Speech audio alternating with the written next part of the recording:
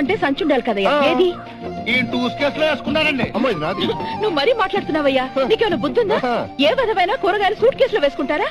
ఈ వేసుకున్నారండి. నేనేసుకోవటం ఏంటయ్యా? అవునండి, మరి నేనే కదా కాయగూరలన్నీ టూస్ కేసులో వేసాను. నేను నమ్మను. ఏంటయ్యా? బాబాయ్, అమ్మాయి గారు నమ్మట్లేదండి. అదే మరి. ఒక్క పాలు పెట్టి టూస్ ఇవ్వండి బాబు. అని మాట్లాడుతున్నాడు కదా, చూడండి నా సంగతి ఏంటో తెలిపోతుంది. ఒక్క పాలు ఇవ్వండి బాబు, చూపించేస్తాను.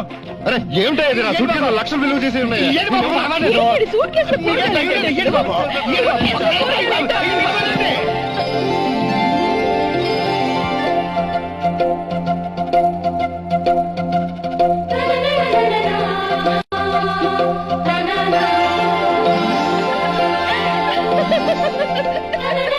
ఛే, కూరగాయలు సూట్ కేసులో కొంటారా?